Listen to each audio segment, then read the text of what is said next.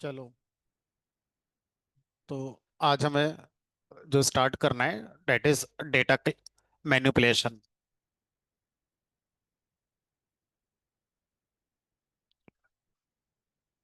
तो data manipulation का जो पर्पस होता है वो होता है जो भी आपकी एग्जिस्टिंग वैल्यूज हैं डेटा फ्रेम में उन पर कुछ कैलकुलेशन परफॉर्म करना। कैलकुलेशन परफॉर्म करने के बाद ऐसा भी हो सकता है कि आप एग्जिस्टिंग कॉलम में ही चेंज करना चाहते हो, और ऐसा भी हो सकता है कि आप कैलकुलेशन से नया कॉलम बनाना चाहते हो। तो नया कॉलम बनाना डेटा ट्रांसफॉर्मेशन का भी हिस्सा होता है और डेटा मैनिपुलेशन का हिस्सा भी होता है। डेटा ट्रांसफॉर्मेशन में नया कॉलम बनाना मतलब है एग्जिस्टिंग कॉलम की वैल्यू को as it is copy paste कर देना है, उसमें कोई चेंज नहीं होता है। डेटा मैनिपुलेशन में अगर आप एक नया कॉलम बना रहे हैं, दैट मीन्स उसमें कोई चेंज हो सकता है। एक एग्जाम्पल से इस बात को समझने की कोशिश करते हैं। तो इंपोर्ट करेंगे पांडास के लिए और रेस्टोरेंट वाला डेटा लोड कर लीजिए। उसके थ्रू हम अपना मैनिपुलेशन वाला ऑपरेशन आसानी से सीख पाएंगे।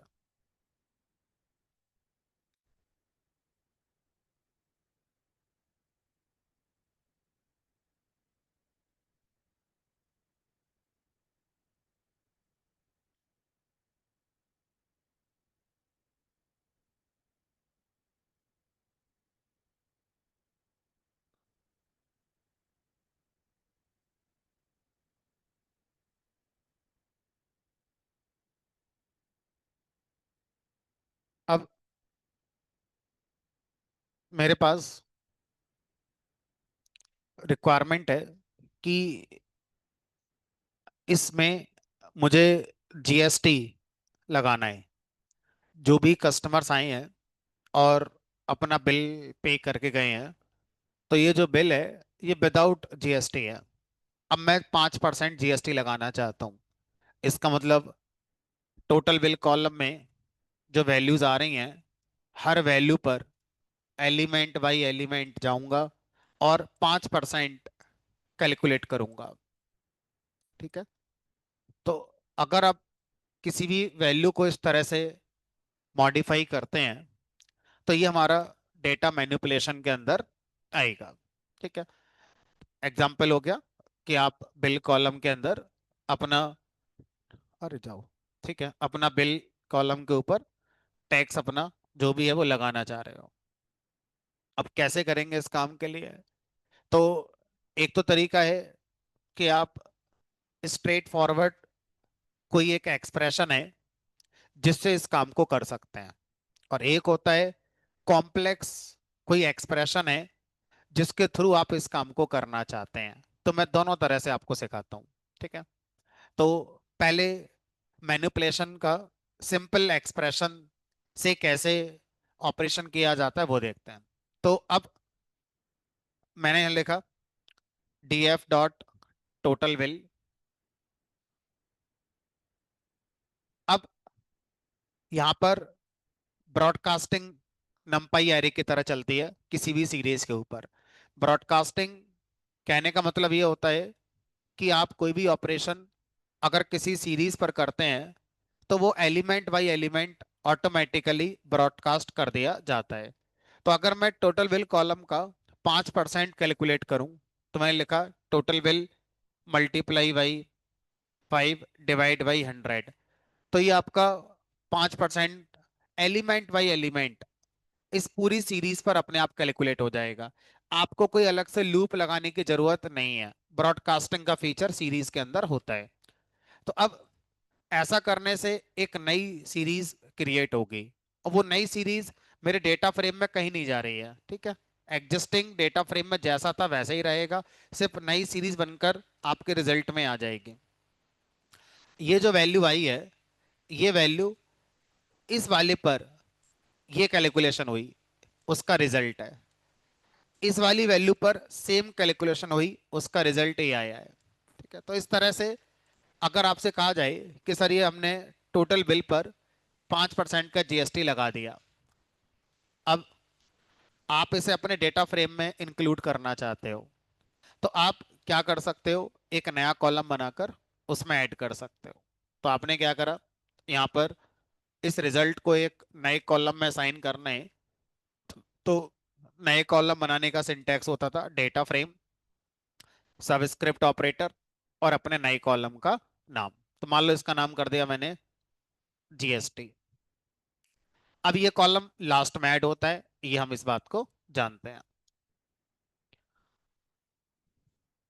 तो it is also known as calculated column. जिन लोगों ने कभी पावर भी पढ़ा है अगर, तो इट इज लाइक जैसे डेक्स के अंदर कैलकुलेटेड कॉलम बनाते हैं, सेम कहानी है। तो अब ये तो बहुत सिंपल कैलकुलेशन हो गई आपकी, ठीक है। आप ऐसा भी कर सकते थे कि सर हमें अब एक ऐसा कॉलम बना कर दो जिस कॉलम में फाइनल बिल क्या बना वो निकल कर आए, मतलब उसमें बिल भी हो और जीएसटी की वैल्यू जो भी थी वो भी ऐड करके आए। तो अब जो नया कॉलम बनाओगे वो आप कैसे बनाओगे, इन दोनों के वैल्यू को प्लस करके, ये वैल्यू प्लस ये वैल्यू, ये वैल्यू प्लस ये वैल्यू, ये वैल्यू प्लस ये वैल्यू, तब जाके आप क्या करेंगे, फाइनल बिल कॉलम आपका बनकर तैयार होगा। तो अब दो कॉलम पर कोई भी ऑपरेशन करके तीसरा कॉलम बनाना भी मैनिपुलेशन कहलाता है। तो अब DF dot total bill plus DF dot GST, तो एलिमेंट बाय एलिमेंट हमारा प्लस ऑपरेशन का ब्रॉडकास्टिंग कर दिया जाएगा। इस कॉलम की वैल्यू प्लस इस कॉलम की वैल्यू हर रो के लिए ऑटोमेटिक अपने आप ये हो जाएगा। अब रिजल्ट एक नई सीरीज बनेगा, उस नई सीरीज को आप अपने डेटा फ्रेम में शामिल करना चाहते हैं, तो इस तरह से आप अपना शामिल कर लेते हैं। मान लो इसका नाम कर दिया आपने फाइनल बिल। तो इस तरह से मैनिपुलेशन का पहला पड़ाव हमने यहाँ पर एक समझने की कोशिश करी है। अब और एग्जाम्पल अगर मैं इंक्लूड करूं रियल लाइफ में जहां पर मैनिपुलेशन की जरूरत पड़ सकती है, उसमें अब जैसे आपसे कहा जाए सचिन वाला डेटा है, तो मुझे नहीं लगता उसमें कुछ मैनिपुलेट करना है, क्योंकि वो इतिहास बन चुका है। उसमें कुछ मैनिपुलेट कर रहे हो तो वो सब गलत ही माना जाएगा। तो मैनिपुलेशन जनरली प्रेजेंट के डेटा में शायद की जा सकती हो, ठीक है। एग्जाम्पल के तौर पर मेरे पास किसी कंपनी में काम करने वाले एम्प्लॉयज का डेटा फ्रेम है।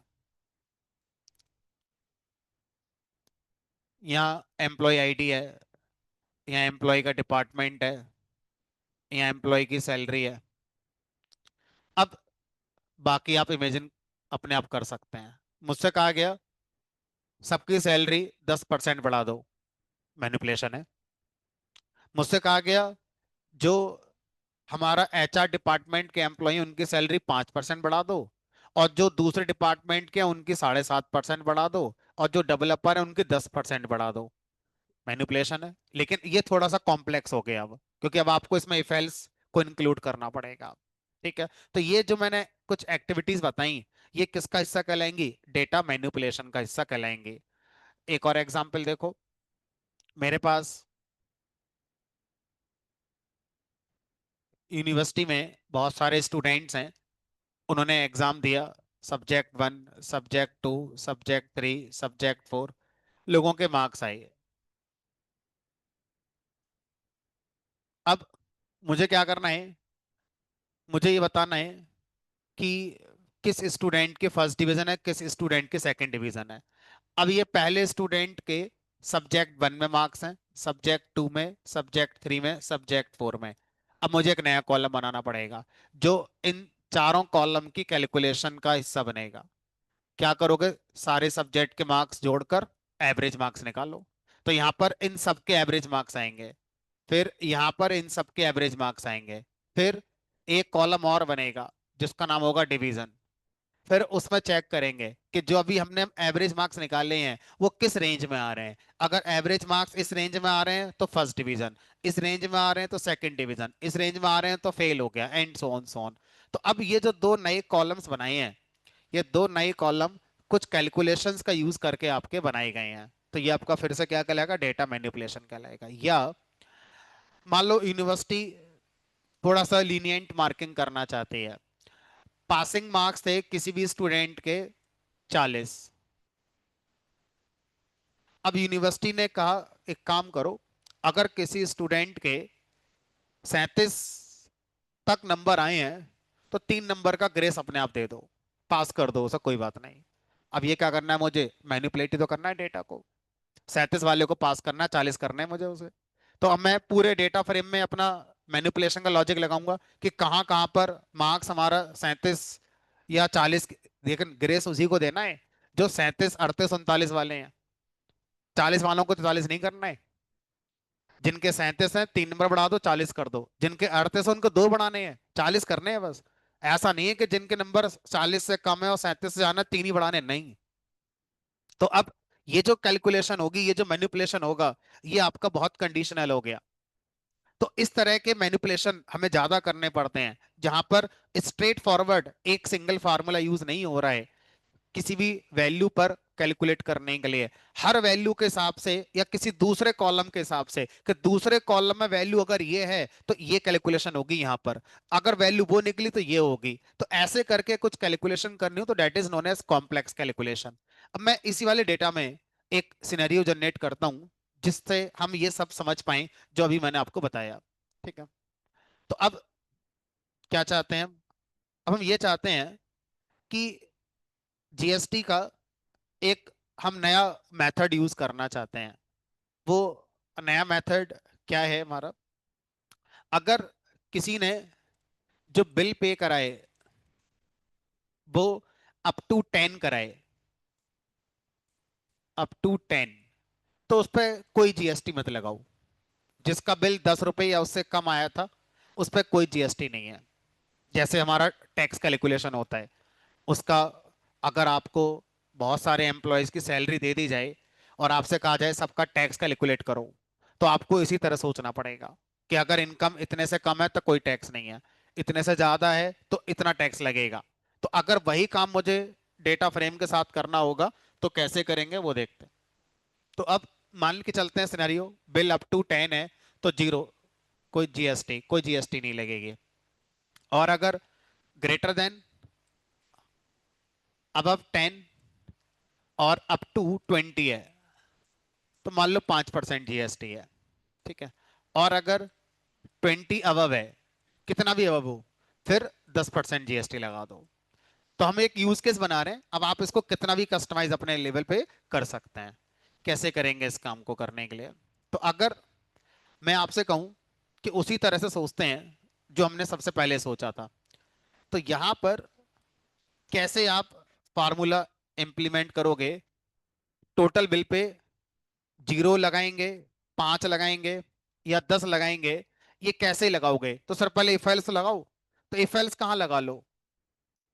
तो अब अगर आपका कैलकुलेशन किसी कॉलम पर जो हो रही है अगर वो कंडीशनल हो रही है तो आपको अलग से पहले एक फंक्शन बनाना पड़ेगा, फंक्शन डिफाइन करना पड़ेगा।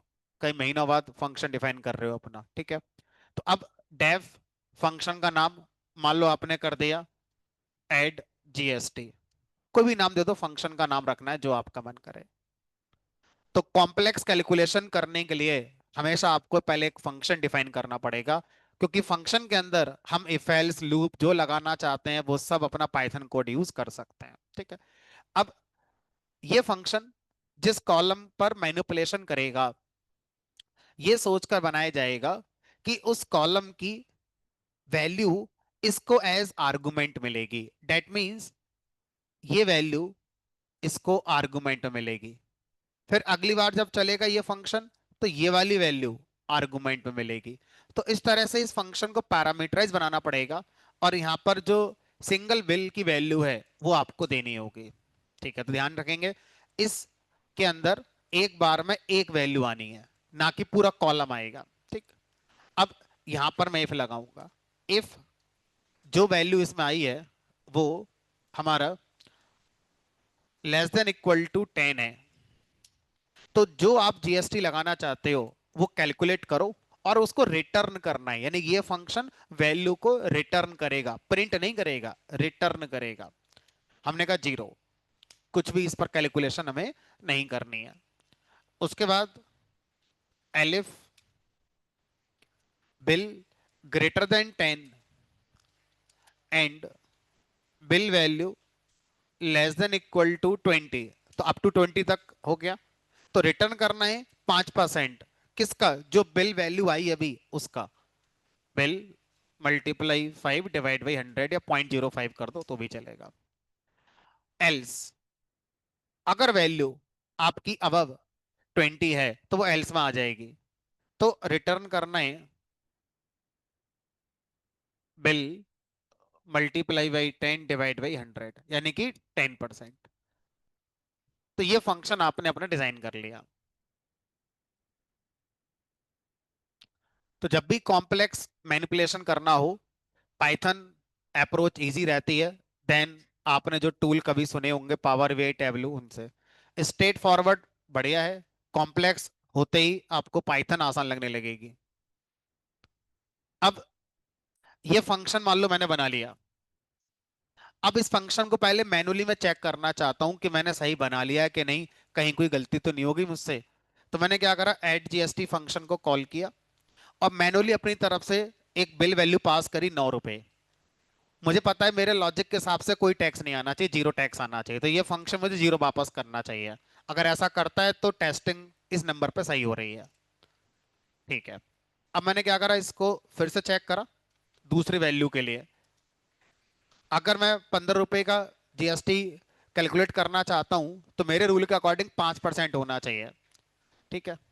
तो ठीक है, इतना आपका जीएसटी लग गया। इसी तरह से एक और, अगर बिल अमाउंट 20 से above है, लेट सपोज 50 है, तो 10% जीएसटी लगेगा, यानी 5 रुपए इसका रिटर्न आना चाहिए। मैंने मैनुअली चेक कर लिया, ये फंक्शन जो हमने सोचकर बनाया था उसके हिसाब से काम कर रहा है। अब सोचो यहाँ पर आप कितना भी कॉम्प्लेक्स कोड लिखो, यहाँ पर कोई मॉड्यूल इंपोर्ट करके फाइल पे जाना है, किसी डेटाबेस से डेटा लाना है, किसी एपीआई से डेटा लाना है, जो करना है अपना लिखो, पाइथन फंक्शन है, जो लॉजिक पॉसिबल है सब लिखा जा सकता है यहाँ पर। ठीक है। अब ये फंक्शन मुझे अब ऐसे कॉल नहीं करना है, मुझे ये फंक्शन इस कॉलम की हर वैल्यू के लिए कॉल करना है। तो अब आपको लूप लगाने की भी जरूरत नहीं है। हमारे पास एक फंक्शन है जिसका नाम है, जिस कॉलम की वैल्यू पर इस फंक्शन से कैलकुलेशन करना चाहते हो, शब्दों को बहुत ध्यान से सुनना है, जिस कॉलम की वैल्यूज पर इस फंक्शन से कैलकुलेशन करना चाहते हो उस कॉलम की सीरीज बनाएंगे, बन गई।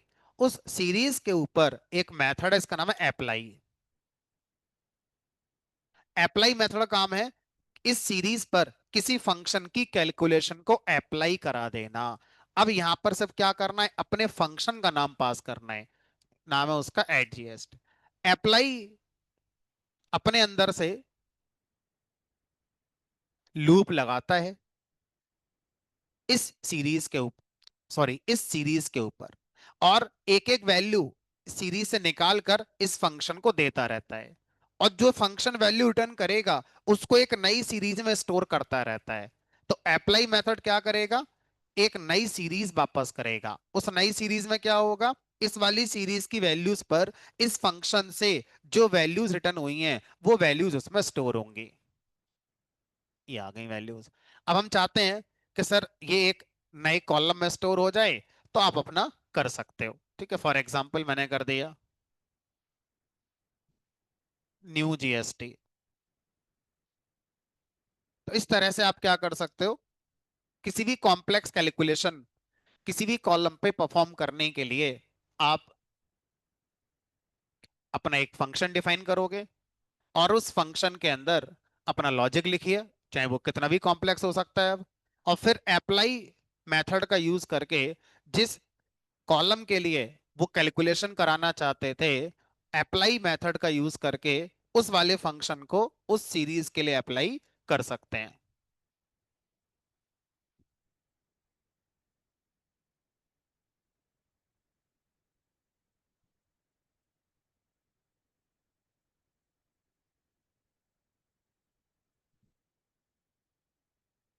चलो, अब जितने मैंने एग्जाम्पल दिए, एम्प्लॉय की सैलरी वाला, यूनिवर्सिटी वाला, तो वो अब आप बना ही लोगे। एक मैं बना नहीं रहा हूं, जस्ट आपको एक हिंट देने की कोशिश कर रहा हूं।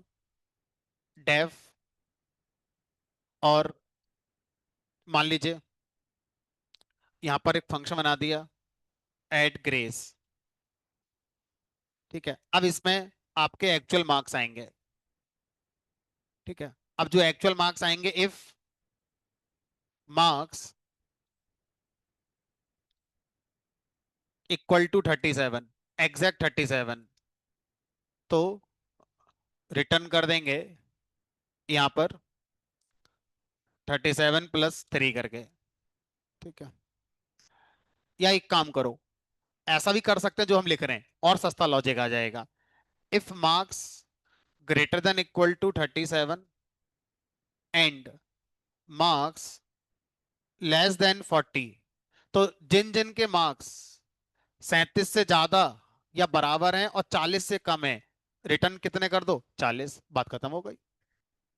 तो जिसके जितने होंगे 40 बनकर वापस आ जाएंगे, चाहे 38 हैं, चाहे 38.5 हैं, पौने 40 हैं, सबके 40 बनकर वापस आपके आ जाएंगे। तो ये लॉजिक आप अप्लाई अपना कर सकते हैं।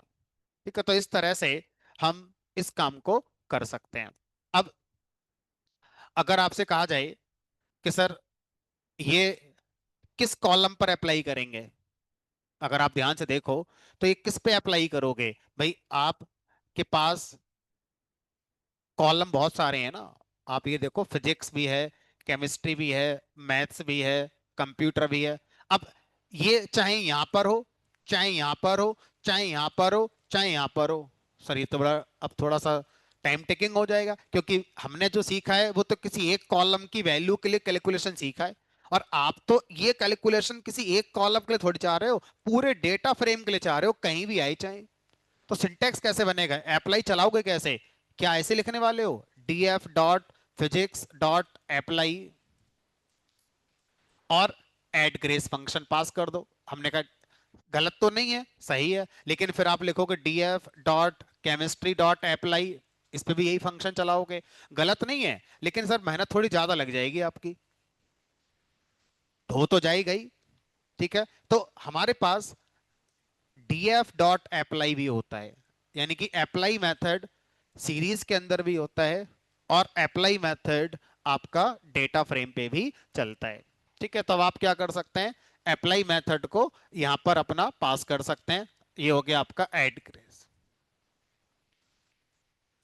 ये फंक्शन यहां पर आपका चलेगा। अब जब अप्लाई मेथड को हम पूरे डेटा फ्रेम पे चलाते हैं, तो ये कह रहा है कि मैं ऐसे भी काम कर सकता हूं और ऐसे भी काम कर सकता हूं।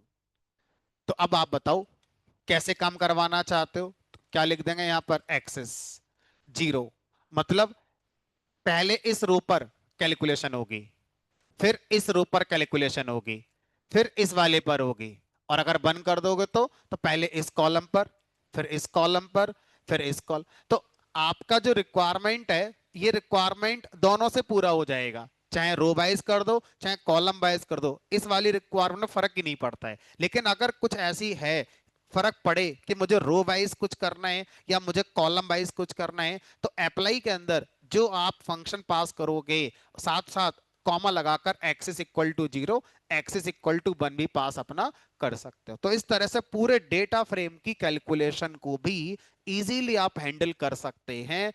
जो फंक्शन आपने बनाया है, उस फंक्शन को डेटा फ्रेम पर अप्लाई कर सकते हैं, रादर देन सिंगल सीरीज पर अप्लाई करना। तो अभी मेरे पास ऐसा कुछ है नहीं, है ना, तो फिलहाल तो इसको नहीं कर पाएंगे। कोई डेटा आपके पास ऐसा अवेलेबल हो तो आप उसको जरूर करके अपने एंड पर जरूर देखें, डीएफ डॉट अप्लाई वाली कहानी।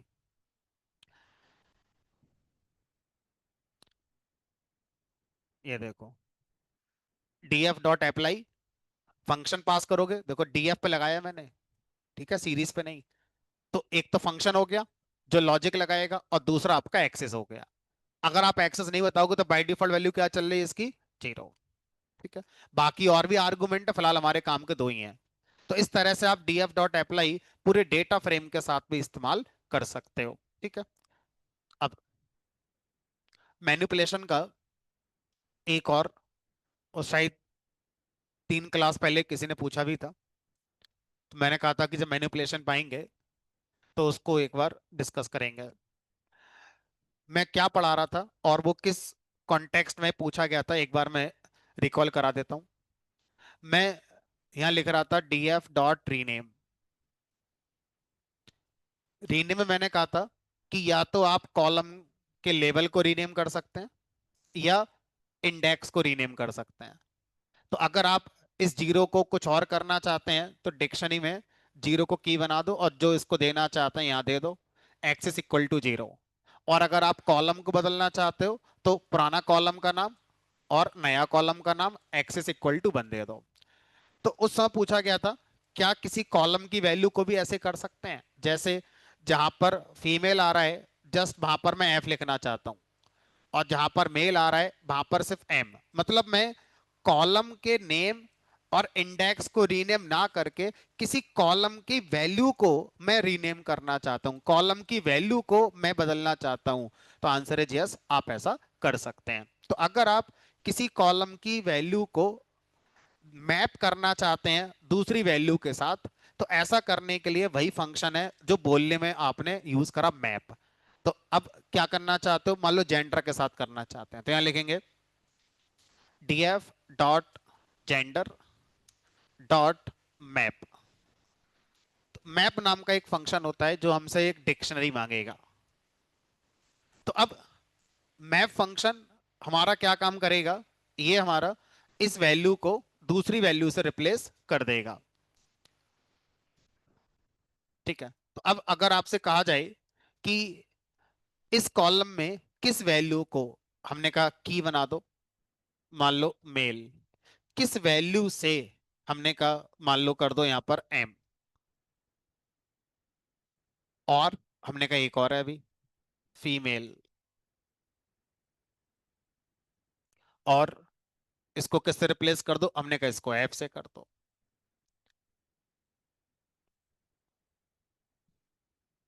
तो अब मैप क्या करेगा, एक नई सीरीज बना देगा, जो एग्जिस्टिंग सीरीज उसमें चेंज नहीं करता, एक नई सीरीज बना देगा। अब उस नई सीरीज को अगर आप एग्जिस्टिंग सीरीज में ही अपडेट कराना चाहते हैं तो दो तरीके हैं, या तो इन प्लेस कर दो, अगर इन प्लेस नहीं आ रहा है तो फिर दूसरा तरीका आएगा इन प्लेस एरर आ गई, यानी कि इस वाले तरीके में इन प्लेस आर्गुमेंट होता ही नहीं है। तो अब अगर आप एग्जिस्टिंग सीरीज में ही चेंज करना चाहते हैं तो only option is assignment operator. क्या लिखोगे, डीएफ डॉट सीरीज का नाम आप क्या क्या था, जेंडर। ये लो।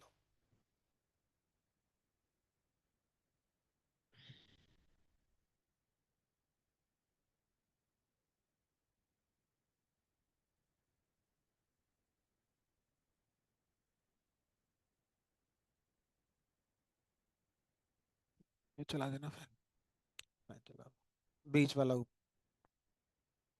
अब देखो यहां पर आप एक चीज नोटिस अगर कर रहे हैं तो यहां पर मैंने लगा डीएफ डॉट जेंडर, यहां पर मैंने लिखा डीएफ सबस्क्रिप्ट ऑपरेटर में कॉलम का नाम। तो अगर अगर मैं आपके सामने पिक्चर रखूं असाइनमेंट ऑपरेटर के लेफ्ट हैंड साइड में डीएफ डॉट कॉलम और यहां पर कोई expression versus DF subscript operator string में कॉलम का नाम इज इक्वल टू एक्सप्रेशन, दोनों एक ही बात है या दोनों में कोई डिफरेंस है? क्या डिफरेंस ऑब्जर्व किया है बताओ।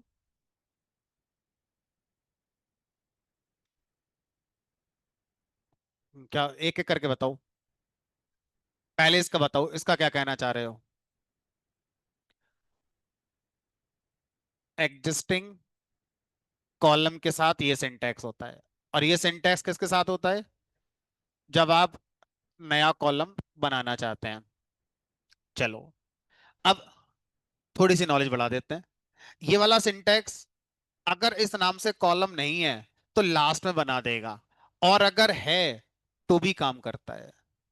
तो ये एग्जिस्टिंग के साथ भी काम करेगा, इस नाम से है तो वही मॉडिफाई हो जाएगा, और इस नाम से नहीं है तो बना देगा लास्ट में। लेकिन ये सिर्फ और सिर्फ एग्जिस्टिंग पे चलता है। इस सिंटैक्स से ये कॉलम अगर नहीं हुआ तो बनेगा नहीं। ठीक है, तो इसका मतलब ये हुआ कि अगर आप सिर्फ ये सीख लें तो दोनों काम हो जाएंगे, लेकिन इसको लिखने में टाइम ज्यादा लगता है। स्क्वायर ब्रैकेट लगाओ ओपन करने की, फिर क्लोज करने की, फिर स्ट्रिंग ओपन करो, फिर स्ट्रिंग क्लोज करो, फिर नाम लिखो। मेहनत ज्यादा लगती है, ये फटाफट लिख जाता है। तो इसका मतलब लोग प्रैक्टिस यही करते होंगे कि जब एग्जिस्टिंग कॉलम में किसी सीरीज को चेंज करना हो तो फटाक से ये लिख दो। और नया बनाना है तो मजबूरी है, अब तो क्या करें, नया बनाना है मजबूरी में ये लिखना ही पड़ेगा अब। तो जो आपने अपना सोच रखा है वो एकदम फिट है, उसी सोच के साथ आप इस बात का आंसर रखो। बट अगर कहीं आपको एग्जिस्टिंग कॉलम में ऐसा लिखा मिल जाए तो अब आपको सरप्राइज नहीं होगा कि हाँ ये भी सही होता है, चल जाता है, कोई दिक्कत नहीं है। ठीक है, चलो भाई। अब डेटा मैनिपुलेशन से रिलेटेड ऑलमोस्ट जो चीजें थी वो मैंने आपको कवर करा दी।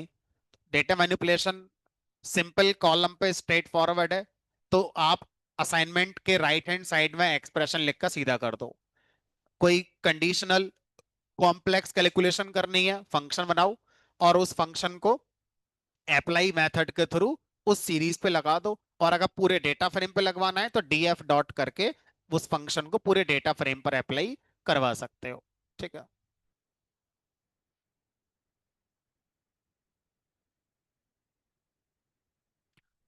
अब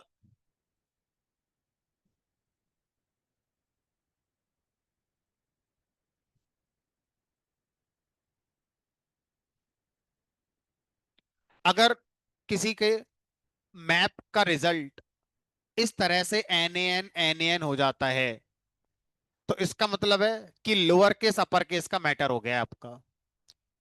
आपने पहली बार में गलत लिख दिया होगा, उसके बाद सही करा होगा। तो जब पहली बार में गलत लिख दिया है तो उसी से आपका ये एन हो गया है। ठीक है, तो ये जो मैप है, जो ओल्ड वाला है, ये केस सेंसिटिव होता है। आपने पहली बार मैप छोटा बनाया था, एम भी छोटा बनाया होगा, या कोई एक छोटा बना दिया होगा, बाद में फिर आपने चेंज करा है। चलो, तो अब दोबारा से डेटा फ्रेम लोड करो, कोई दिक्कत नहीं है, ध्यान रखना और चल जाएगा।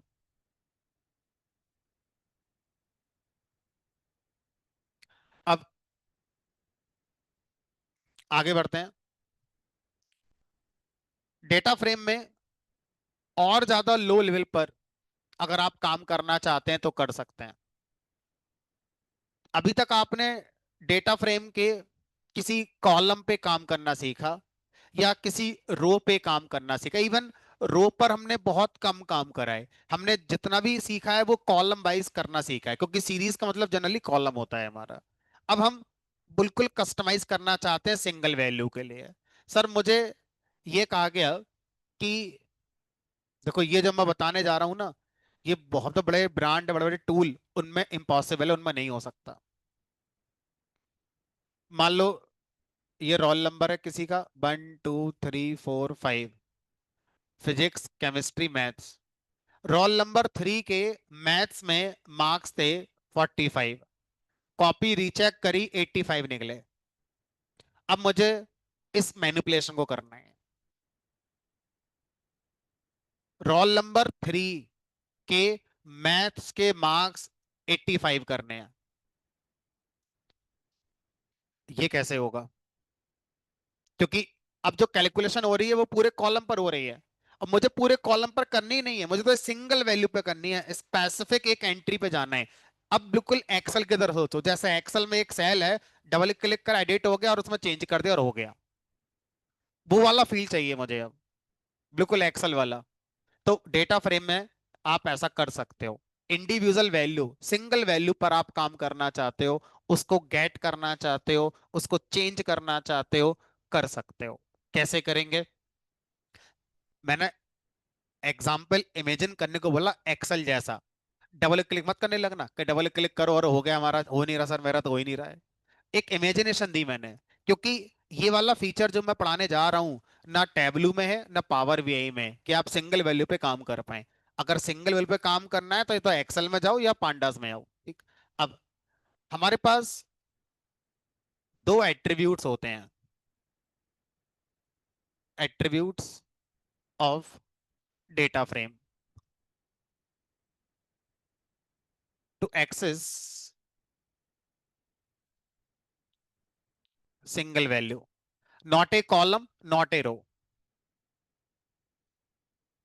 तो एक का नाम होता है हमारा यहाँ पर एट, और एक का नाम होता है हमारा आई एट, एट, और दूसरा है आई eight.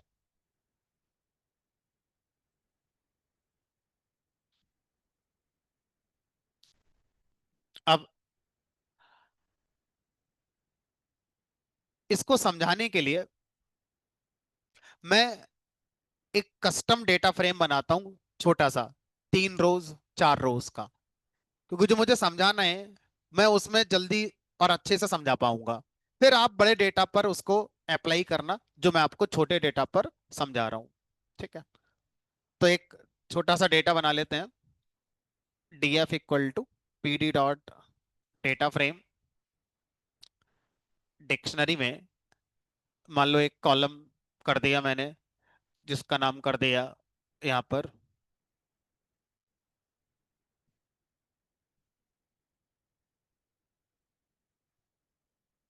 Physics, out of 10, 8, 9, 6, chemistry 6, 7, 8, और ये मैथ्स।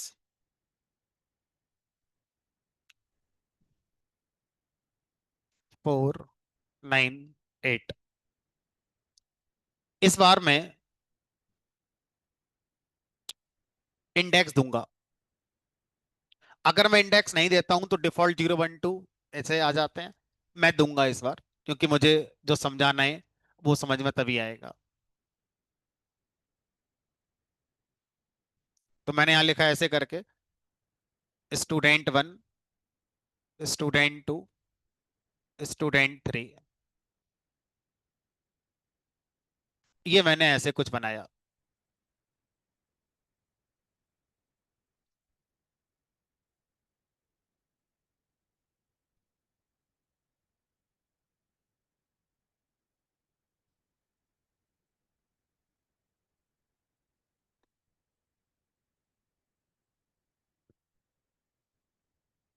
स्टूडेंट 1 के मैथ्स में मार्क्स कम आए, उसने अपना रीचेकिंग करवाई, पता चला उसके 8 नंबर थे, कोई क्वेश्चन चेक होने से रह गया होगा।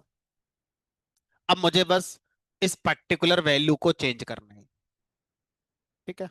तो अब पहला तरीका है df डॉट एट।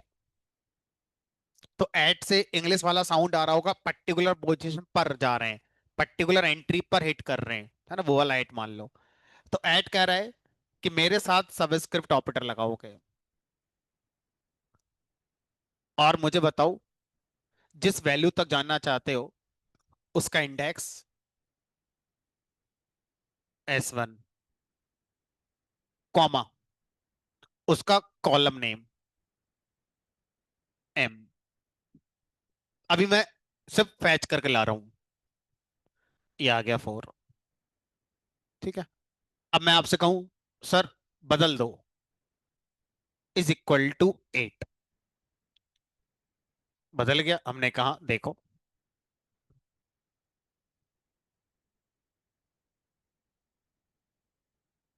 तो एट एट्रीब्यूट है, फंक्शन नहीं है। ये मत कहना कि सर एट के बाद ये क्यों नहीं लिखा आपने, ये फंक्शन। अगर एट एक फंक्शन होता तो ये कॉल होती। एट एक एट्रीब्यूट है, और एट्रीब्यूट पर हम स्लाइसिंग कर रहे हैं या सबस्क्रिप्ट ऑपरेटर लगा रहे हैं। दिस इज सबस्क्रिप्ट ऑपरेटर, ठीक है। तो अब दूसरा तरीका, आप इंटीजर इंडेक्स से भी जा सकते हैं। तो एट लेवल पे काम करता है, और आई एट इंटीजर इंडेक्स पे काम करता है। बाकी नोट्स तो प्रॉपर मैं दे ही दूंगा लास्ट में। वर्क्स विद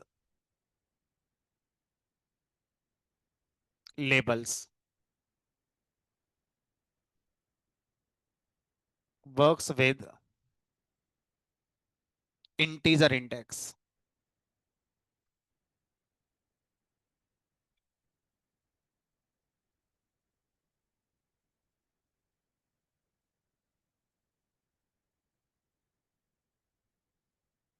अब मुझे फिर से इस वैल्यू को एक्सेस करना है, सेम वैल्यू मॉडिफाई भी हो जाएगी जब एक्सेस कर लोगे तो अब क्या करो, अब यहां पर लिखो df डॉट आई एट। आई का मतलब है इंटीजर इंडेक्स। तो अब इस रो का इस रो का इंडेक्स क्या है, S1। इस रो का इंटीजर इंडेक्स क्या है, 0। दो शब्दों को अब आपको बहुत ध्यान से समझना है। अगर मैंने पांडास बनाया होता तो इन शब्दों का इस्तेमाल मैं शायद नहीं करता, थोड़े कंफ्यूजिंग है। Index versus integer index. Pandas से पहले इंडेक्स एक ही था हमारी लाइफ में, और वो इंडेक्स वही था जो कभी आपको पहली बार स्ट्रिंग में पढ़ाया गया था, कि स्ट्रिंग होती है, इसमें हर करेक्टर का इंडेक्स होता है। ये 0 पर है, ये 1 पर है, ये 2 पर है। लिस्ट पढ़ाएगी तो लिस्ट में भी सेम कहानी थी। जब से पढ़ना शुरू करा है तब से इंडेक्स का मतलब यही होता है। पांडास ने आके चीजों को थोड़ा सा अलग तरीके से लिया। पांडास में जो अब तक हम इंडेक्स जानते थे, उसको उसने इंटीजर इंडेक्स कहा है। जो अब तक आप पाइथन से जानते थे इंडेक्स को, वो चीज पांडास में इंटीजर इंडेक्स कहलाती है। और जो सिर्फ इंडेक्स वर्ड है, जिसके पहले इंटीजर वर्ड आप ना बोल रहे हैं ना लिखा देख रहे हैं, उसका मीनिंग कुछ और है। उसका मीनिंग होता है रो लेबल। रो के लेबल को क्या बोलते हैं, इंडेक्स कहते हैं। तो अब मैं क्या कह रहा हूं, ध्यान से समझेंगे। अगर कोई मुझसे बोले कि इस डेटा फ्रेम में इंडेक्स क्या है, तो आप बोलेंगे S1, S2, S3। ठीक है। अगर कोई आपसे बोले कि इस डेटा फ्रेम में इंटीजर इंडेक्स क्या है, क्वेश्चन अधूरा है। इंटीजर इंडेक्स रो के पूछोगे तो ये 0, ये 1, ये 2, -1, -2, -3। याद आ रहा है कुछ? स्ट्रिंग जब पढ़ाई थी तब भी तो पढ़ाया था, 0, 1, 2, -1, -2, -3। तो जब इंटीजर इंडेक्स आएंगे तो ये वही है जो पाइथन में हमने अब तक पढ़े थे। नेगेटिव पॉजिटिव दोनों हो सकते हैं। शुरू होता है 0 से और लास्ट से शुरू होता है -1 से। This is integer index for rows, integer index for column. 0, 1, 2, -1, -2, -3। नहीं ऐड कह रहा है मुझे रो की इंटीजर इंडेक्स और कॉलम की इंटीजर इंडेक्स चाहिए होगी। मुझे रो के लेबल से कोई मतलब नहीं है, मुझे कॉलम के लेबल से कोई मतलब नहीं है। ठीक है। तो अब बताओ, अगर मैं इस 8 को एक्सेस करना चाहता हूं तो यहां पर क्या क्या लिख सकता हूं, 0, 2। दूसरा ऑप्शन, और क्या लिख सकता हूं यहां पर मैं, 0, -1। एक ही बात है। -3, -1, -3, 2। सारे कॉम्बिनेशन इसी वैल्यू को हिट करने वाले हैं हमारे। ठीक है। अब अगर मैं आपसे कहूं, जो इंटीजर इंडेक्स होते हैं वो हर रो के लिए होता है, हर कॉलम के लिए होता है, दिखता नहीं है। जो दिखने वाला है वो इंडेक्स कहलाता है। This is called index. ठीक है। जो दिख रहा है वो सिर्फ हमारा क्या होता है, इंडेक्स होता है। ठीक है। तो अब अगर आपसे कहा जाए कि मैंने आपको कल पाइवट टेबल पढ़ाया था, तो पाइवट टेबल में मैंने इंडेक्स वर्ड यूज करा था। कल का एक्सपीरियंस और आज की नॉलेज दोनों मिलाकर बताओ ये इंडेक्स का मतलब क्या था वहां पर। इंटीजर इंडेक्स था या इंडेक्स था? सिर्फ इंडेक्स मतलब रो का जो दिखने वाला लेवल होता है वो, ना कि हर रो का जो इंटीजर 0 1 2 होगा वो। उसको आप कंट्रोल नहीं कर सकते, वो लैंग्वेज कंट्रोल करती है। ये जो इंडेक्स देख रहे हैं, प्रोग्रामर कंट्रोल कर सकता है। ये डुप्लीकेट हो सकते हैं, ये इंटीजर फ्लोट स्ट्रिंग कुछ भी हो सकते हैं। जो इंटीजर इंडेक्स है वो बस इंटीजर ही होगा, उसमें आप कुछ नहीं कर सकते। ना आप उसे बदल सकते हो ना कुछ कर सकते हो उसमें। ठीक है, चलो अब देखते हैं आपका कॉन्फिडेंस कितना बड़ा होगा। इस डेटा फ्रेम को दोबारा लोड करो।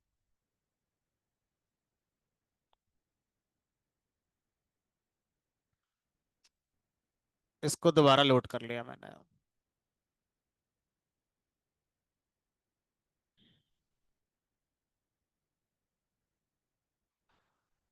जो ये दिख रहा है 0 1 2 3 4 से लेकर 243 तक,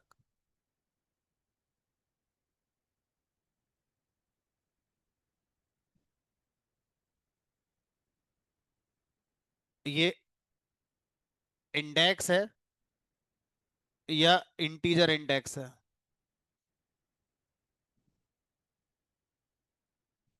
जो दिखता है वो इंडेक्स है। इंटीजर इंडेक्स कभी दिखता नहीं है, वो दिमाग में होना चाहिए सामने क्या लिखा हुआ है।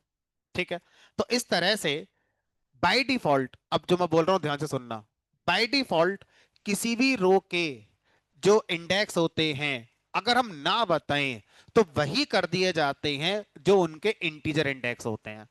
दोबारा सुनेंगे इस लाइन के लिए।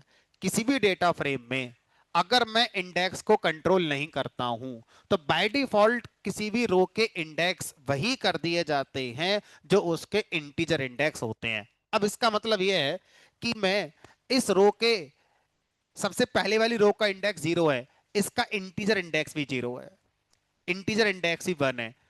लेकिन लास्ट रो का -244 इंटीजर इंडेक्स, -240, ये सब आपका यहां पर चलेगा। ठीक है, अब देखते हैं। मैंने लिखा है यहां पर df.8,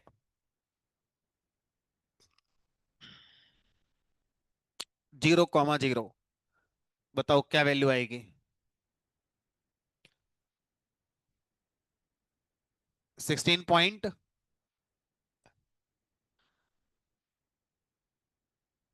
तो it works with labels. Row level को इंडेक्स कहते हैं 0, कॉलम लेवल टोटल बिल।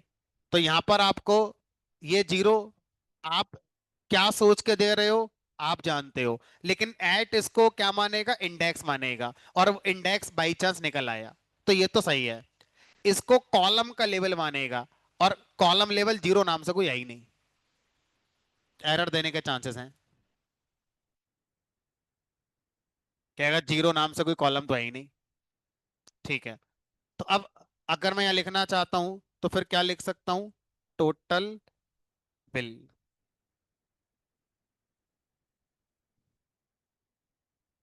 ठीक, आई एट 0 0। ठीक है, अब इस वाली रो का इंडेक्स भी 0 है और इंटीजर इंडेक्स भी 0 है, इसलिए यहां पर ये इंडेक्स है और यहां पर ये इंटीजर इंडेक्स है। बाई चांस की बात है कि दोनों सेम है। पता नहीं क्यों नाम इंडेक्स रख लिया, कुछ और रख लेते, जो चलता आ रहा था चलने देते। एक नई बात निकाल दी, इसको इंडेक्स बोलेंगे और जो चलता आ रहा है उसको इंटीजर इंडेक्स बोलेंगे। अब कह दिया तो हम तो फॉलोअर है, मानेंगे, क्या करें, मानना पड़ेगा। अब आगे चलते हैं। आपने लिखा df.index इज इक्वल टू, कौन से इंडेक्स मॉडिफाई कर रहे हो? जिनको रो लेबल कहते हैं, ना कि इंटीजर इंडेक्स वाले, आप उनको चेंज भी नहीं कर सकते। ठीक है, अब आप कितनी रोज हैं, 244, तो यहां पर कुछ ऐसा लिख दो जो 244 वैल्यूज बन जाए। तो मान लो लिख दिया मैंने, अगर मैं 100 से लिखना शुरू करूं तो कितना लिख दूं, 345।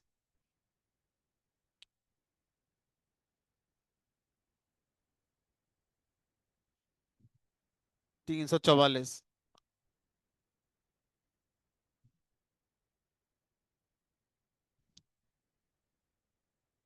अब इस रो का इंटीजर इंडेक्स क्या होगा? अभी भी 0, 1, वो वही चल रहा है। वो आप बदल भी नहीं सकते। जो बदल सकते हो वो है जो दिखने वाले इंडेक्स होते हैं। डुप्लीकेट भी हो सकता है, हमने कहा डुप्लीकेट भी हो सकते हैं। इंडेक्स डुप्लीकेट भी हो सकता है, इंटीजर इंडेक्स का भी डुप्लीकेट ही होगा। ठीक है। चलो, तो अब इंडिविजुअल वैल्यू तक पहुंचना, इंडिविजुअल वैल्यू को मॉडिफाई करना, ये मेरे लिए आ गया। एक क्वेश्चन जो आपको पूछना चाहिए था, आपने पूछा नहीं, वो ये कि जब मैं आपको डेटा क्लीनिंग पढ़ा रहा था तो उसमें बी फिल और एफ फिल नाम से दो मैंने आपको ऑपरेशंस पढ़ाए थे। मैंने इसमें कुछ एक कंडीशन भी बताई थी। क्या बताई थी, याद है? हाँ। तो अगर हम बी फिल की बात करते हैं, यानी कि हमारा बैक फिल होगा। एफ फिल मतलब फॉरवर्ड फिल, आगे की तरफ फिल होगा। तो अगर हम एफ फिल का यूज करते हैं और पहली रो पर ही वैल्यू मिसिंग है, तो एफ फिल काम नहीं कर सकता। अब मान लो मुझे एफ फिल ही लगाना है और पहली रो पर ही मिसिंग है, तो क्या करूं? अभी जो पढ़ाया है, पहले पहली रो की वैल्यू को मैन्युअली आपको सही करना पड़ेगा, जो भी मैंने तरीका बताया है। हाँ, दोबारा बोलो सेकंड वाली को।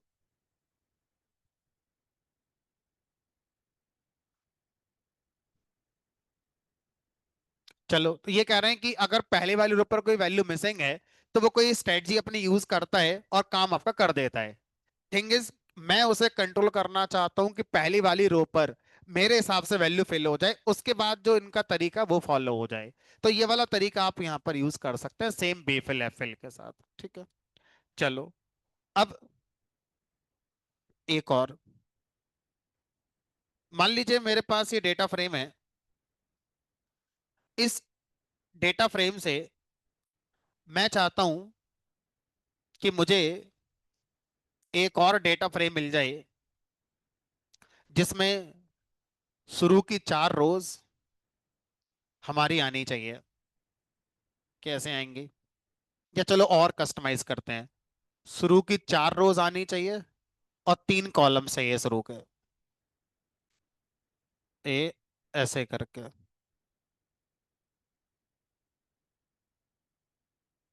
इतना हिस्सा चाहिए बस। तो इसको अगर हम हेडिंग देना चाहें तो ऐसे कह सकते हैं, data frame slicing. Data frame slicing एक तरह से मैं पढ़ा चुका हूँ फिल्टरिंग के अंदर, बूलियन कंडीशन लगा लगा कर। टाइटेनियम वाले डेटा में जहां जहां पर क्लास ए हो वो डेटा फिल्टर हो जाए।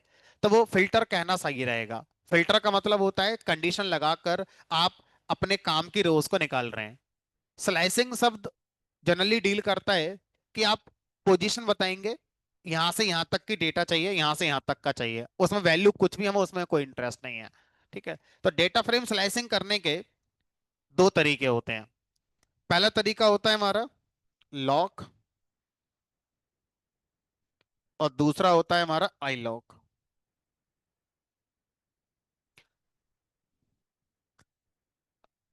तो ये सेम कहानी है। लॉक वर्क्स विद एल माने लेबल,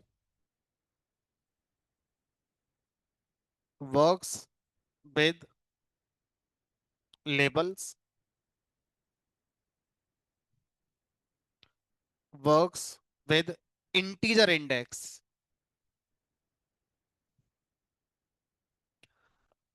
मैंने इसलिए जानबूझकर इंडेक्स को चेंज कर लिया है, क्योंकि मुझे जो सिखाना है अच्छा सीख पाओगे इंडेक्स चेंज करके। तो पहले लॉक से शुरू करते हैं। लॉक कह रहा है मैं एक एट्रीब्यूट हूं डेटा फ्रेम का, तो df डॉट लॉग कॉल नहीं करना है, एट्रीब्यूट है। अब इसके साथ स्लाइसिंग करने के लिए भाई सबस्क्रिप्ट ऑपरेटर यूज करेंगे। अच्छा, अपना बचपन याद करो पाइथन का। स्लाइसिंग करने के लिए कुछ ऐसे बताया था, start colon, stop colon step. हाँ। हाँ, उसी तरह से यहां पर टर्म यूज हो रहा है स्लाइसिंग। हाँ, उसी तरह से डेटा फ्रेम के लिए भी सेम सिंटैक्स अपना हम यूज कर पाएंगे। लेकिन जब हम लिस्ट और स्ट्रिंग को स्लाइस करते हैं, तो आप ध्यान से सोचो, वो एक डायमेंशन है बस। डेटा फ्रेम में दो डायमेंशन है। तो यहां पर स्टार्ट दो होने चाहिए, स्टॉप दो होने चाहिए, स्टेप भी दो होने चाहिए। आई थिंक आप समझ पा रहे होगे क्या कहना चाह रहा हूं। अभी तक जो हमने स्लाइसिंग पढ़ी थी स्ट्रिंग में, लिस्ट में, एरे में, नंपाई वनडी में, वो एक डायमेंशन थी। अब दो डायमेंशन है, रो और कॉलम, तो दोनों की अलग अलग स्लाइसिंग बतानी पड़ती है। ठीक है, कैसे बतानी पड़ती है वो सीखेंगे।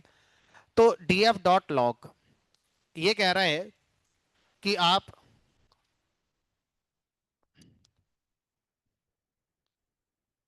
स्टार्ट किसका बताओगे?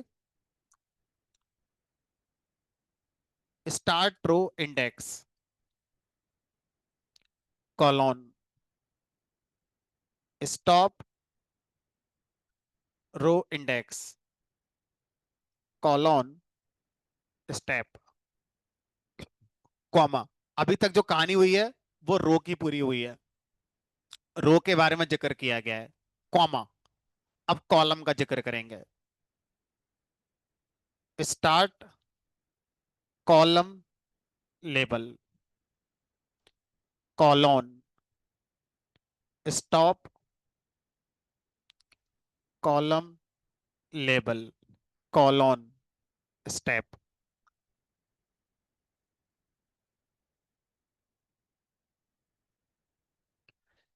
इंप्लीमेंट करते हैं। तो बहुत आसान आसान रखते हैं पहले, फिर थोड़ा सा एक कॉम्प्लेक्स सिचुएशन लाएंगे। मुझे एक, दो, तीन, चार, ये चार रोज चाहिए। ठीक है। अब ये चार रोज आपको चाहिए, तो आप ये वाला जो हिस्सा है इसको दो पार्ट में तोड़ लो अगर। तो ये रोज को कंट्रोल करेगा और ये वाला हिस्सा कॉलम्स को कंट्रोल करेगा। ठीक है। तो आपने क्या करा, पहले रोज की बात करी। कहां से शुरू करना है? स्टार्ट रो क्या करनी है? 100। तो लिख दिया मैंने 100 कॉलोन। ध्यान रखना मैं एल वाला यूज कर रहा हूं, आई वाला नहीं। तो ये उस इंडेक्स को कंसीडर करता है जो दिख रहे होते हैं। ठीक है। स्टॉप कहाँ जाना है? एक, दो, तीन, चार, 103 पे जाना है। अब नई बात, हमारा एक्सपीरियंस ये कहता है कि जो स्टॉप होता है वो एक्सक्लूसिव होता है, लेकिन लॉक में स्टॉप भी इंक्लूसिव होगा। Start stop both are inclusive. ठीक है। This is true with loc only, not with iloc. ठीक। अब स्टेप की वैल्यू वन वन करनी है, एक एक कदम करके आगे आना है। तो उसको लिखने की जरूरत नहीं है, डिफॉल्ट स्टेप बनी होता है, वही रूल चल रहा है। चलो लिख देते हैं, सीख रहे हैं तो। अब ये इंटरेस्टिंग होने वाला है क्योंकि पहली बार लिखोगे। Start column label total bill, total bill से शुरू करेंगे। कॉलोन, देखने में अजीब लग रहा है लेकिन सही है। कहां तक जाओगे? हमने कहा टिप भी चाहिए, जेंडर भी चाहिए। शुरू के तीन कॉलम दे दो, मतलब टोटल बिल से लेकर जेंडर तक, बोथ इंक्लूसिव। और बीच में कितने कितने इंटरवल? हमने कहा एक एक का गैप है। तो टोटल बिल से सीधा जंप नहीं करना है जेंडर पे, टोटल बिल के बाद एक स्टेप आगे बढ़ना है, फिर एक एक स्टेप आगे बढ़ना है।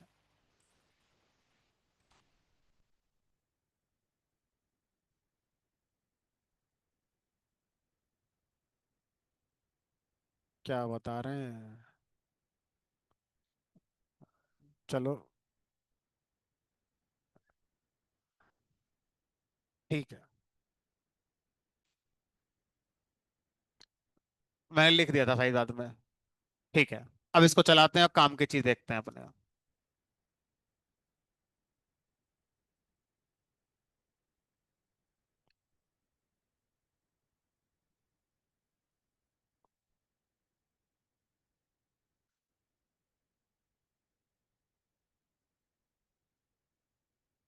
अब मैं इसी काम को करना चाहता हूं यूजिंग आई लॉग। दोनों को एक साथ पढ़ेंगे तो जल्दी और अच्छा समझ में आएंगे। आई लॉग, यही काम करना है। अब शुरू की 4 रोज चाहिए, तो सर शुरू की 4 रोज के लिए उनकी इंटीजर इंडेक्स बतानी है। तो ये 0, ये 1, ये 2, ये 3, ये 4। तो कहां से शुरू करना है? 0 से। तो बाय डिफॉल्ट तो 0 होता ही, उन्होंने कहा नहीं लिख दो, पढ़ रहे हैं पहली बार तो लिख दो। अब इसमें स्टार्ट इंक्लूसिव है, स्टॉप वही है एक्सक्लूसिव जो आज तक हम जानते थे। तो इसमें स्टॉप एक्सक्लूसिव होगा। तो अब आपको अगर 0 वाली चाहिए, 1 वाली चाहिए, 2 वाली चाहिए, 3 वाली चाहिए, तो आप +1 करके लिखो, यानी कि 4 लिखो यहाँ पर। तो 4 एक्सक्लूसिव होगा, 0 इंक्लूसिव। तो 0 से लेकर 3 तक आएंगे। एक एक स्टेप आगे बढ़ना है।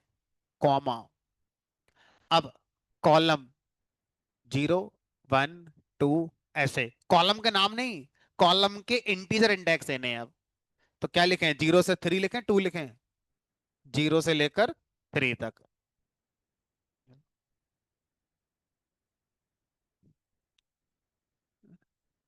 अच्छा ये बताओ, आसान कौन सा होगा, लॉक या आई लॉक? आई लॉक इजी इसलिए, कॉलम का नाम बहुत बड़े हो गए तो लिखने पड़ेंगे, बहुत मेहनत लगेगी। स्पेलिंग मिस्टेक होने के चांस पूरे पूरे हैं। Lower case upper case matter करता है कॉलम के नाम में। इंडेक्स में आसान है, कॉलम का नाम कितना ही बड़ा हो, लिखना 0 बनी है। यही तो मतलब है इसका। लेकिन अगर डेटा डोमेन स्पेसिफिक है, जैसा टाइटैनिक वाला हो गया, रेस्टोरेंट वाला हो गया, तो हमें कई बार लेवल पर जाने की जरूरत पड़ जाती है। तो हमें एक ऑप्शन दिया गया है कि आप लेवल से जा सकते हैं, लेकिन आप अपना फर्स्ट अटेम्प्ट आई लॉक ही रखो। ठीक है, यही ज्यादा बेटर अप्रोच है हमारी। चलो, तो लॉक वर्सेस आई लॉक। तो कोई आपसे पूछे ये दोनों क्या करते हैं, तो आप आंसर देंगे दोनों काम है डेटा फ्रेम को स्लाइस करना। कोई आपसे पूछे स्लाइस का मतलब क्या होता है, छोटा सा हिस्सा निकालना डेटा फ्रेम के अंदर से, और जो निकल कर आएगा वो भी एक डेटा फ्रेम ही होगा। ठीक है, जैसे सेट का सबसेट, स्ट्रिंग का सब स्ट्रिंग, इसी तरह से डेटा फ्रेम के अंदर एक छोटा सा डेटा फ्रेम निकालना बेस्ड ऑन इंडेक्स लेबल या इंटीजर इंडेक्स। ठीक है, तो हम इसको क्या बोलते हैं? इसको बोलते हैं डेटा फ्रेम स्लाइसिंग।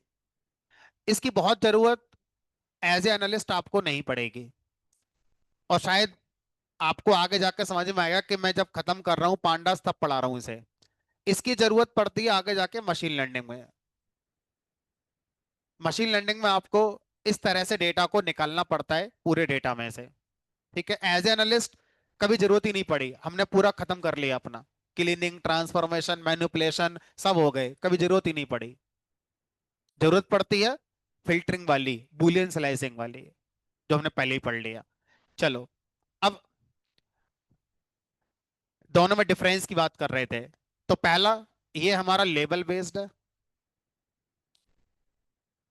और ये इंटीजर इंडेक्स बेस्ड है। दूसरा डिफरेंस अगर आप बताते हो तो एक अच्छा इंप्रेशन देते हो, वो ये कि इसमें स्टॉप भी इंक्लूसिव होता है, क्योंकि ये बात कम लोग प्रैक्टिस कर पाते हैं। इतना तो लोग कर लेते हैं, लेकिन ये वाली बात कम प्रैक्टिस कर पाते हैं। यहाँ पर स्टॉप भी इंक्लूसिव है, और इसमें स्टॉप इन एक्सक्लूसिव होता है, मतलब वही ट्रेडिशनल जो तरीका था उस तरीके को फॉलो करता है। ठीक है, अब और देखो, लॉक और आई लॉक में सिर्फ स्लाइसिंग ही कॉलन से आप नहीं कर सकते, इन्होंने और भी ऑप्शन हमें ऐड ऑन करके दिए हैं। जैसे डीएफ डॉट, पहले लॉक पढ़ते हैं। अगर आप एक सीक्वेंस में स्लाइसिंग करना चाहते हैं तो कॉलन आपकी मदद करेगा। क्या होगा अगर कोई आपसे कहे मुझे 100 इंडेक्स की, 102 इंडेक्स की, 103 और 106 इंडेक्स की चाहिए, अब आपसे स्लाइसिंग लिखी नहीं जाएगी इसकी। क्योंकि कोई सीक्वेंस ही नहीं बन रही है। पहले आप 100 के बाद 102 पर जा रहे हो, एक का गैप हो गया, दो का गैप हो गया, फिर एक का गैप हो गया, फिर तीन। सर ऐसा थोड़ी होता है, गैप तो एक ही बार लिखना होगा, स्टेप तो एक बार लिख सकते हो, नहीं लिखोगे तो बन होगा ही। अब ये फीचर जो ट्रेडिशनल स्लाइसिंग हम पाइथन से पढ़ते आए हैं उसमें बिल्कुल नहीं है, वो इम्पॉसिबल है, वो होगा ही नहीं। डेटा फ्रेम ने ये भी पॉसिबल कर दिया कि हमारे यहाँ ये भी हो सकता है कि अगर आप स्लाइसिंग जो करना चाहते हैं वो किसी सीक्वेंस में नहीं हो रही है, स्पेसिफिक, आप रोज स्पेसिफिक कॉलम को निकालना चाहते हैं तो निकाल सकते हैं। कैसे? लॉक में जो रोज स्लाइसिंग का हिस्सा है उसको एक लिस्ट बना दो, और उस लिस्ट में स्पेसिफिक इंडेक्स लिख दो। 100 नंबर का चाहिए, 102 का, इवन ऑर्डर भी चेंज कर सकते हो कि पहले 106 का दे दो, उसके बाद 103 का देना, ये भी कर सकते हो। तो इसी क्रम में आएंगे, पहली रो आएगी 100वें इंडेक्स की, फिर 102 की, फिर 106 की, फिर 103 की। तो स्पेसिफिक मैनर में भी आप काम कर सकते हो। कॉलम के साथ हमने कहा, कॉलम के साथ भी मान लो आपने कहा पहले मुझे जेंडर कॉलम दे दो, उसके बाद फिर आपने कहा अब मुझे यहां पर टोटल बिल कॉलम दे दो, उसके बाद एक बिल और दे दो, मान लो डे। तो इसी ऑर्डर में कॉलम आएंगे, इसी ऑर्डर में रोज आएंगी स्लाइस होकर। कहाँ एरर हो गई देखो जरा। टोटल बिल,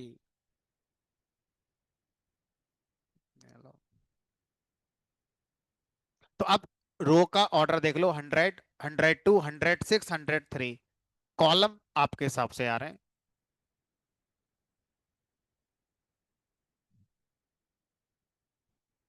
यही फैसिलिटी आईलॉक में भी है। आप आई लॉग को भी इसी तरह से यूज कर सकते हैं, लेकिन ध्यान रखना है कि अब जो दोगे वो इंटीजर इंडेक्स दोगे। मुझे 0 इंडेक्स का चाहिए रो, इंटीजर इंडेक्स का। मुझे 4 वाला चाहिए, फिर 1 वाला चाहिए, ऐसे ही लिख दिया अपने मन से। तीसरा वाला चाहिए, फिर 0 वाला चाहिए, फिर आखिरी वाला चाहिए। ये लो। तो इस तरह से लॉग और आई लॉग को आप यूज कर सकते हैं। आप सीक्वेंस में स्लाइस करेंगे, आपको ज्यादा डेटा मिल सकता है, भीड़ में से डेटा ढूंढ के लाना आसान हो जाएगा।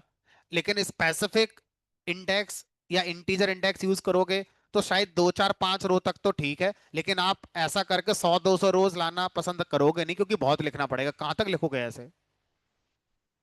ऐसा हो सकता है कि किसी एक पार्ट पर हम स्पेसिफिक इंडेक्स बता दें और दूसरे पार्ट पर हमने कहा सारे दे दो। इसका मतलब सारे कॉलम दे दो स्टार्टिंग से लेकर लास्ट तक। जब मैं स्टार्ट नहीं बताता हूं तो क्या होता है, 0। और जब एंड नहीं बताऊंगा तो लास्ट तक स्लाइसिंग होगी। सेम कहानी यहां भी चलेगी।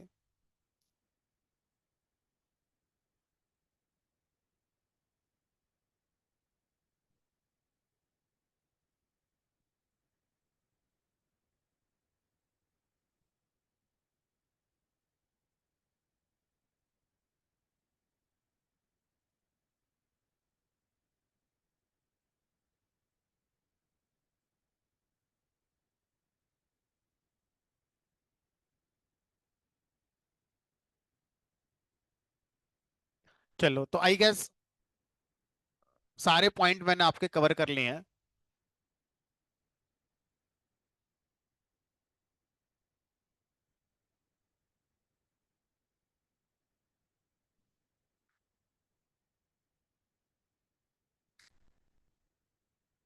एक बार दोबारा मैं देख लेता हूँ कुछ रह गया हो तो।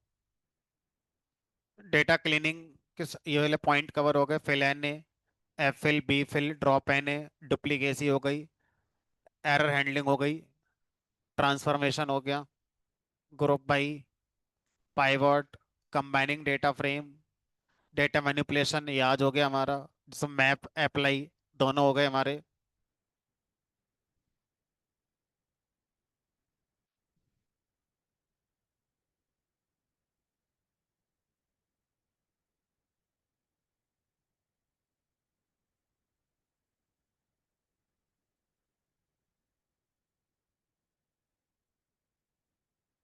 हेड हो गया, टेल हो गया, सैंपल पढ़ाई दिया था पहले ही, सॉर्ट वैल्यूज हो गया, N largest N smallest, rename भी हो गया, डेस्क्राइब हो गया। ये सही नहीं पढ़ाया है। चलो निपटाते हैं इसको, दिख गया तो। मुझे डेटा फ्रेम स्लाइस करना है, मुझे ये भी नहीं पता कहाँ से कहाँ तक का करना है। मुझे ये पता है कि मुझे सिर्फ वो कॉलम्स स्लाइस करके दे दो जिनके अंदर न्यूमेरिक डेटा है। अब मेरे पास बहुत सारे कॉलम हैं, चलो अभी तो 7 हैं, हो सकता है मेरे पास 70 कॉलम है। अब उन 70 कॉलम में से सिर्फ मुझे वो कॉलम चाहिए जो न्यूमेरिक कॉलम है। तो अब उनके नाम भी अगर मुझे पता है तो मैं लिखना पसंद नहीं करूंगा। मुझे उनकी इंडेक्स ही पता है तो भी मैं कहां तक लिखूंगा। तो हमारे पास एक और तरीका होता है डेटा फ्रेम को स्लाइस करने का, based on data type of column. Based on data type of column, DF dot select D types include. कौन कौन से कॉलम्स सेलेक्ट कराना चाहते हो उनका नाम नहीं बताना है, इंडेक्स नहीं बताना है, डेटा टाइप बताओ जिसमें वैल्यू किस किस डेटा टाइप की हो। ठीक है, तो आपने कह दिया कि मुझे इंटीजर दे दो, मुझे फ्लोट दे दो। तो इंटीजर और फ्लोट वाले स्ट्रिंग में भी लिख सकते हो तो भी चलेगा, डायरेक्ट लिखोगे तो भी चलेगा। तो हर वो कॉलम जिसमें इंटीजर फ्लोट टाइप की वैल्यूज हैं वो आपके पास आ जाएंगे। इसका उल्टा भी कर सकते हो। इसका उल्टा ऐसे कर सकते हो कि मुझे बस ये दोनों मत देना, बाकी सब दे दो। ये दोनों कॉलम, इन दोनों कॉलम का मतलब हो गया वो सारे कॉलम जो इन इन डेटा टाइप के हैं, हो सकते हैं 10 कॉलम हो सकते हैं 50 कॉलम हो। मुझे रिजल्ट में ये नहीं देखने हैं इंटीजर और फ्लोट, बाकी सब दे दो। तो इंक्लूड और एक्सक्लूड लगाकर आप स्पेसिफिक टाइप के कॉलम को आसानी से फैच कर सकते हैं।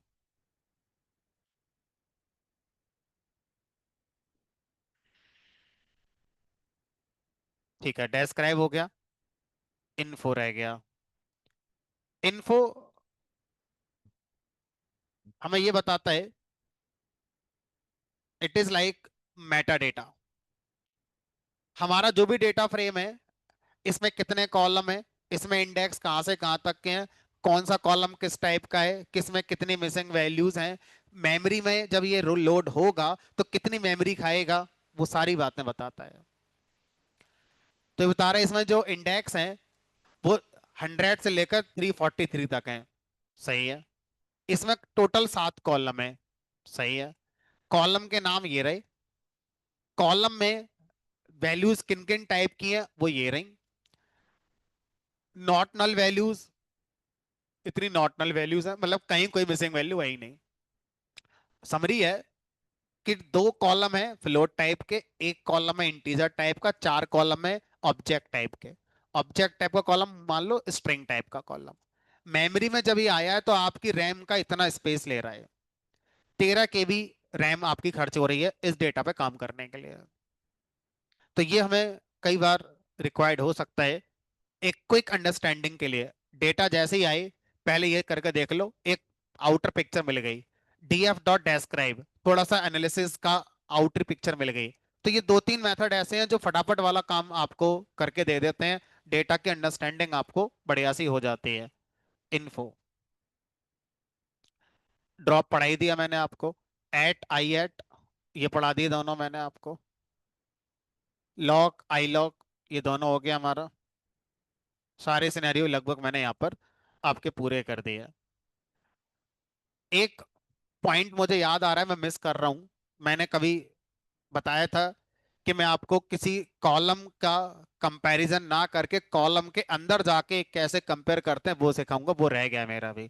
जैसे वो टाइटैनिक वाला डेटा था, उसमें मिस कहाँ आ रहा है मिस्टर कहाँ आ रहा है वो कैसे ढूंढोगे, है ना। तो वो वाला पॉइंट रह गया है, उसको खत्म करके चैप्टर खत्म, क्लास खत्म। तो मैं दूसरे डेटा पे कराऊंगा, घर जाके आप टाइटैनिक वाले पे करके जरूर देखना। और एज को आप फिल करने की कोशिश करना बेस्ड ऑन नेम के अंदर क्या लिख कर आए आप। ठीक है, मैं उस पे ना करके दूसरे डेटा पे करूंगा ताकि एक नया माइंडसेट मिलेगा। तो एक डेटा है, रीड करो इसे।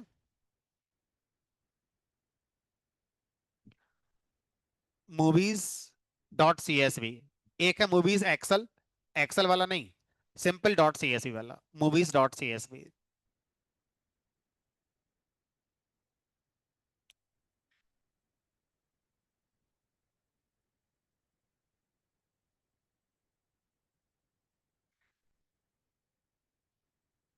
ये लो।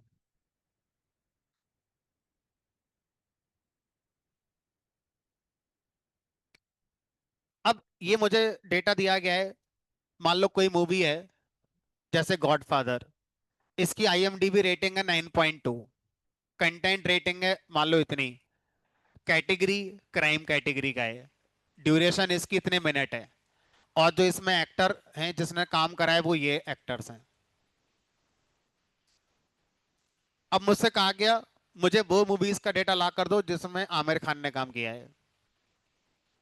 अब आमिर खान ने काम किया है, तो अगर मान लो हम ऐसा करना चाहते हैं, या जिसमें अमिताभ बच्चन ने काम किया है, या जिसने अक्षय कुमार ने काम किया, मान लो हमें नहीं पता ये डेटा हॉलीवुड का है कि बॉलीवुड का है, हमें जो क्वेश्चन दिया गया हम उसका आंसर ढूंढने चल रहे हैं, नहीं मिलेगा तो कह देंगे कहीं नहीं कोई ऐसा जो आप पूछ रहे हैं, कोई मूवी नहीं है ऐसी, है ना, अगर ये डेटा पूरा हॉलीवुड का है।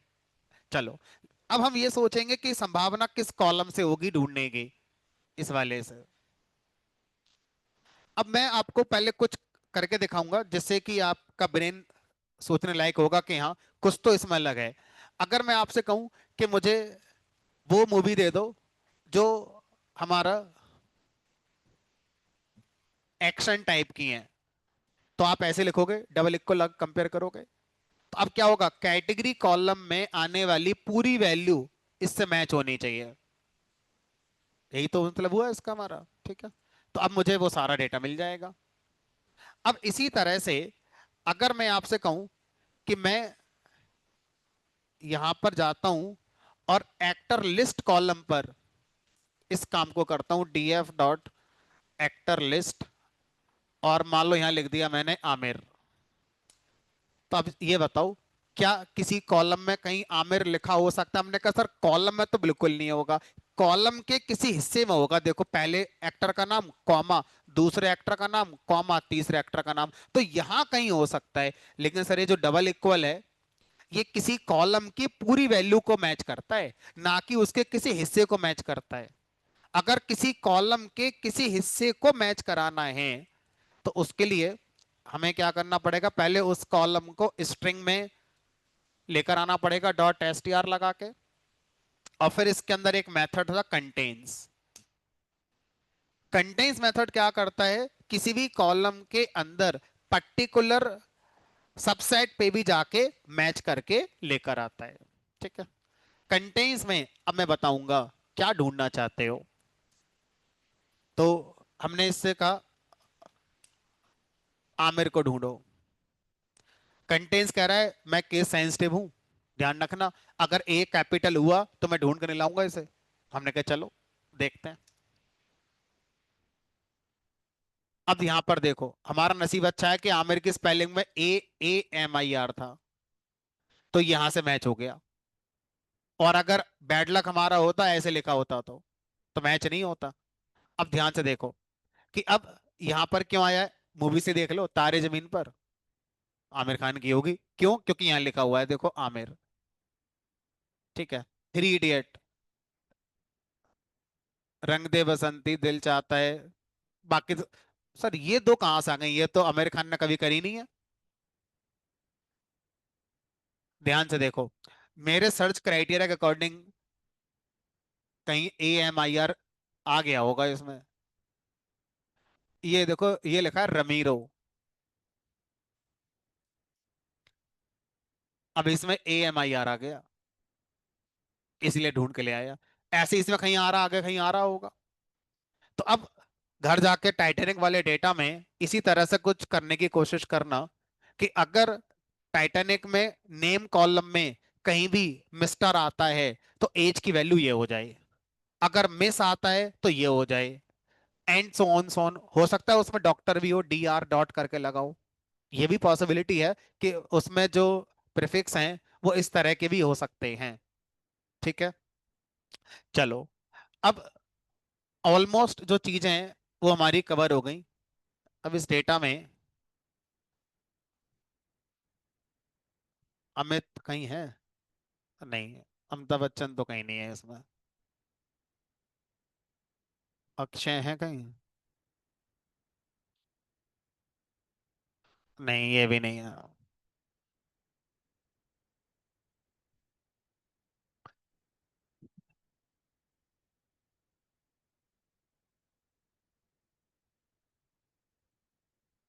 चलो, खान तो जबकि है। आपका मैच नहीं हुआ क्योंकि मैंने के छोटा लिखा है। तो एक काम करो, यहाँ लिख दो, कंटेन्स में सेकंड आर्गुमेंट में case is equal to false. मतलब केस को कंसीडर मत करो। लोअर अपर कहीं भी मिल जाए, ये ढूंढ के ला दो। अब देखो कितने ला दिया उसने। है, देखो, my name is Khan, Shahrukh Khan मिल गए। तो सर अमिताभ बच्चन भी हो सकते हैं ऐसे, हमने कहा ढूंढो।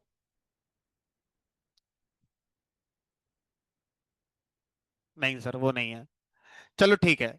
तो समझ में आ गया, contains method case sensitive manner में काम करता है। तो आप मोस्टली जब ढूंढो तो केस इक्वल टू फॉल्स लगा के ढूंढना।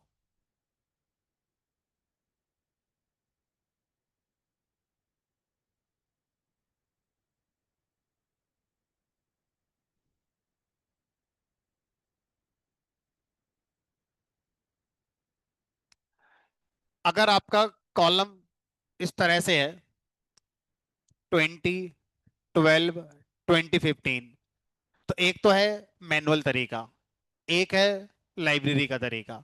लाइब्रेरी के तरीके में क्या है? पहले इस कॉलम को डेट टाइम में कन्वर्ट कर लो, PD_2 underscore date time function का यूज करके ये कॉलम यहाँ पास कर दो। उसके बाद अब ये डेट हमारा इस फॉर्मेट में आ जाएगी, 2025 DD, और फिर डी, फिर ऐसे करके आ जाए, जो भी फॉर्मेट स्टैंडर्ड उसमें आ जाएगी। फिर इस पर क्या लगाओ, .dt.year, dt.dayName, तो जो मैंने पढ़ाया था उस तरह से एक तरीका तो ये हो गया। दूसरा तरीका क्या है? दूसरा तरीका ये है कि अपना एक फंक्शन डिफाइन करो, स्प्लिट करके, कोई भी अपना माई स्प्लिट करके कर दो। इसमें आपकी डेट आएगी। अब यहाँ पे क्या करो, जो डेट आई वो स्ट्रिंग में होनी चाहिए। उस डेट पर स्प्लिट मेथड कॉल करो, स्ट्रिंग वाला, स्प्लिट बाई दिस। इससे क्या होगा, इससे आपको एक लिस्ट मिलेगी। उस लिस्ट में पहली वैल्यू 20, कॉमा दूसरी वैल्यू, कॉमा तीसरी वैल्यू। यहां से आप क्या कर दो, रिटर्न कर दो लिस्ट की पहली वैल्यू, इस लिस्ट की जीरो इंडेक्स की वैल्यू रिटर्न कर दो। ठीक है। इस तरह से, इस तरह के तीन फंक्शन बनाओ। पहले फंक्शन से ये वैल्यू आएगी, अगला फंक्शन दोबारा बनाना इस वाली के लिए, फिर तीसरा बनाना इस वाली के लिए। तो ये थोड़ी मैनुअल अप्रोच ज्यादा हो जाएगी, लेकिन इस तरह से किया जा सकता है जैसे आज मैंने कराया। फिर इस फंक्शन को अप्लाई के थ्रू अप्लाई करना, अप्लाई करना डेट कॉलम पर, df.date.apply, और ये फंक्शन का नाम। तो बेटर अप्रोच होगी, डेट टाइम में कन्वर्ट करो, कन्वर्ट करने के बाद फिर आप उसे इस काम को करें। ठीक है। हाँ, अगर आप किसी पर्टिकुलर कॉलम को स्प्लिट करने की, जैसे इस वाले कॉलम को स्प्लिट करना है, तो फिर तो मैनुअल तरीका यूज करना पड़ेगा। फिर कोई और तरीका नहीं है, नहीं अपना कस्टम फंक्शन बनाओ जैसे मैंने ऐड GST वाला बनाया था, और उसमें पूरी पूरी वैल्यू अपना रिसीव करो। फिर इस पर अपना पाइथन का बेसिक लॉजिक जो होता है स्प्लिट करने का, स्ट्रिंग वाला, वो लगाकर फिर अपना एक सीरीज में रखकर वापस कर सकते हो। चलो, तो नामी ग्रामी जो टॉपिक है वो हमारे खत्म हो गए। तो जब आप ये कहते हो कि हमने डेटा एनालिटिक्स कोर्स किया हुआ है, तो डेटा एनालिटिक्स का मतलब वही होता है जो आपने पांडास की दुनिया देखी है। तो डेटा एनालिटिक्स पाइथन में पांडास को ही कहा जाता है। नामी ग्रामी टर्म हो गए, data cleaning, data transformation, data manipulation, और डेटा एनालिसिस। ठीक है। डेटा एनालिसिस, और डेटा एनालिसिस का मतलब हो गया हमारा इनसाइट्स निकालना। टाइटैनिक वाला डेटा, सचिन वाला डेटा, किस टीम के खिलाफ कितने क्या करा हमारा। और डेटा एनालिसिस का दूसरा पार्ट हो गया हमारा descriptive analysis. Descriptive analysis describe method से जो आता है रिजल्ट, तो डेस्क्राइब मेथड से जो रिजल्ट आता है उसको बोलते हैं डेस्क्रिप्टिव एनालिसिस। और जो आप बुलियन स्लाइसिंग कर करके इंफॉर्मेशन या कंटेंट्स लगा लगा के जो इंफॉर्मेशन निकाल के ला रहे थे, that is known as insights. और उस इनसाइट्स को हम जनरली क्या बोल देते हैं, एनालिसिस कह देते हैं। ठीक है। चलो भाई, तो ये चैप्टर खत्म हो गया। कल वेडनेसडे है, मैं अवेलेबल नहीं हूँ।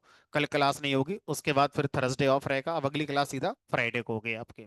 फ्राइडे को मिलेंगे नेक्स्ट चैप्टर के साथ, जिसका नाम होगा विजुअलाइजेशन।